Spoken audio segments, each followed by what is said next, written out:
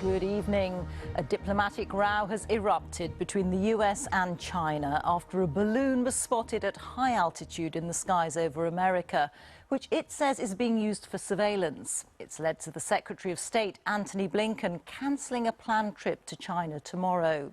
The Chinese have apologised and declared the balloon is used for scientific research and that it could have blown off course. But that hasn't stopped the row from escalating. Here's our security correspondent, Gordon Carrera. I have no idea what this thing is. A strange object in the sky, filmed by a member of the public in rural Montana.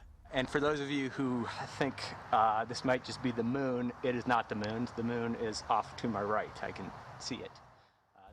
It's not the moon, nor a UFO, but US officials claim a Chinese spy balloon. It seemed so brazen and just so insane to me. It was just like, this thing is so visible. And it's now sparked a major diplomatic row. The Chinese Foreign Ministry today first called for calm, but later apologised, saying a scientific balloon mainly used for weather research had gone off course. But within hours, the US military responded by saying they did not believe Beijing. A few things at the top. The fact is, we know that it's a surveillance balloon, and I'm not going to be able to be more specific than that. We do know that the balloon has violated US airspace and international law, which is unacceptable. So where did the balloon come from? A US meteorologist has tracked the route it may have taken using a model normally used to look at the spread of pollutants. The BBC's data analysts and weather teams say this model takes account of things like wind patterns and shows a trajectory from China across the Pacific, crossing Alaska, then Canada, before entering the US. It was then spotted, supposedly first by civilians on a plane over rural Montana. Here, US officials claim the balloon lingered. Why? Well, one possible reason we can see from this satellite imagery is Malmstrom Air Force Base nearby, an important base that houses intercontinental missiles. The US Air Force scrambled 2 fighter jets from Nevada's Nellis Air Force Base, but the decision was taken not to shoot the balloon down because of the risk of debris causing harm below. So what do we know about the balloon itself?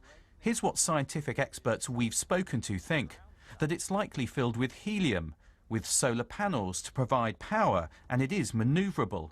There are instruments and sensors to collect data that could be used for science or surveillance. Military specialists I've spoken to, though, say it's not likely to offer anything more than existing spy satellites can do.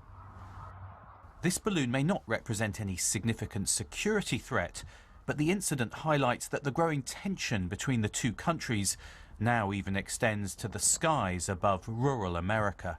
Gordon Carrera, BBC News. Well, our North America editor Sarah Smith is at the White House for us. Sarah, the Secretary of State has spoken about this incident this evening. What did he say? Well, he's clearly very angry. He said this was irresponsible and unacceptable, particularly coming just before his planned trip to China. And he said it undermined the very basis of that trip, which was intended to improve relations and increase trust.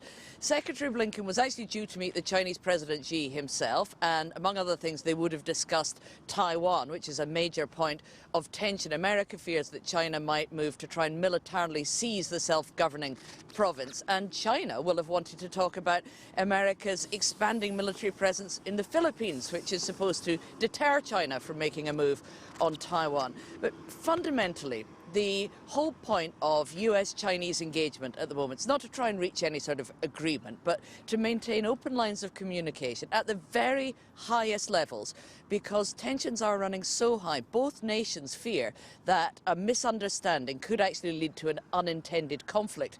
And today shows you just how very delicate the situation is. Sarah, thank you. Sarah Smith reporting.